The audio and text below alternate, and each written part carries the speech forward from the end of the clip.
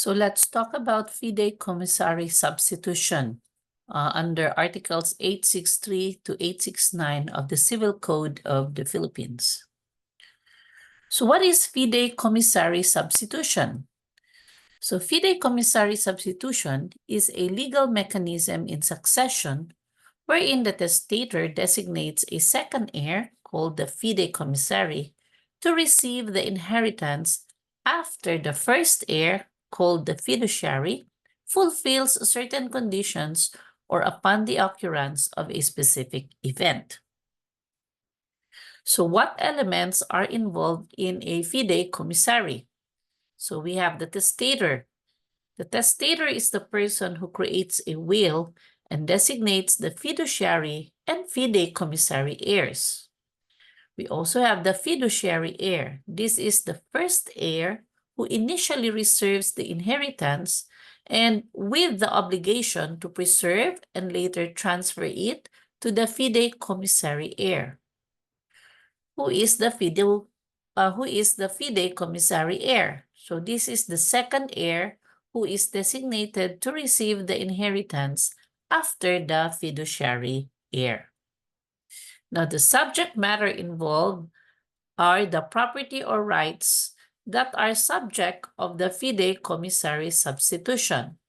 And for conditions and events, specific conditions or events are in the will that triggers the transfer from the fiduciary to the fideicommissary heir.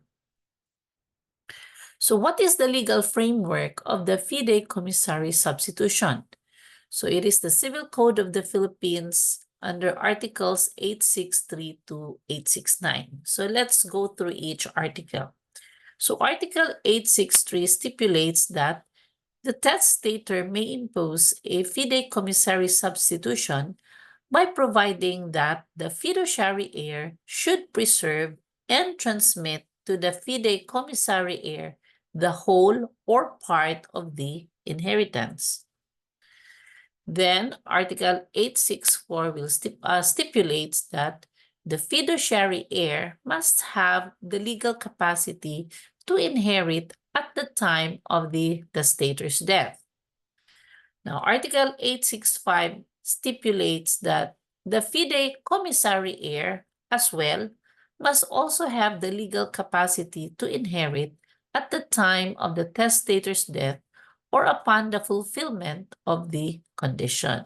So both fiduciary heir and fideicommissary heir must have legal capacity at the time of the testator's death. Then under Article 866, it stipulates that the fideicommissary substitution cannot go beyond 1 degree from the fiduciary heir. So whoever succeeds the fiduciary heir cannot go beyond 1 degree. Okay, so the one who succeeds the fiduciary heir is the fideicommissary. So under Article 867, it states that the fideicommissary heir succeeds the fiduciary heir in all rights and obligation. Now, here's something to note under Article 86. If the fideicommissary heir predeceases the fiduciary heir or is incapacitated to inherit, the fideicommissary substitution fails. Meaning, if the fideicommissary heir either dies or lost its legal capacity to inherit from the fiduciary heir, then there will be no fideicommissary substitution. And furthermore, the fiduciary heir cannot alienate or transfer the property unless expressly authorized by the testator, meaning it was written on the will who would inherit next, or the law allows such action. So for example, the testator is Juan. The fiduciary heir, or the first to inherit, is Juan's daughter, Maria.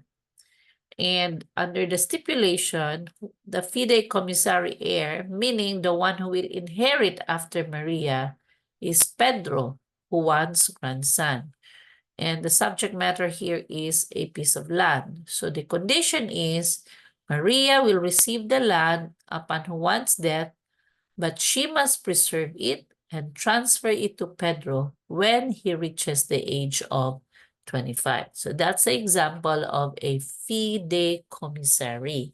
Now, the purpose for this is to ensure that the property is preserved for future generations and also to provide for the future needs of a specific individual. Now, in terms of illegality, these stipulations must be explicitly stated in the will, and the conditions for the transfer must be clear and achievable.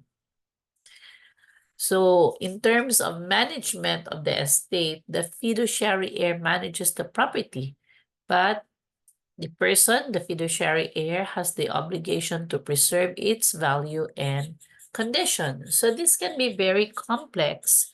Thus, legal advice is often necessary to navigate the complexities of fideicommissary substitutions. Now, certain potential issues may arise, such as conflicts between the fiduciary and who would be the fideicommissary heirs. There would be challenges in fulfilling conditions, in preserving the property, and if the conditions in the testament or will are ambiguous, this can be source of legal disputes. So in conclusion, a fideicommissary substitution is a complex but a very important tool in estate planning. This allows the testator to ensure that an inheritance is preserved and eventually transferred to a designated heir under specific condition. However, this requires careful drafting, clear stipulations to avoid legal complications. All right, so I hope you learned something from this video. If you want more videos like this, please like, share, and subscribe. Thank you very much.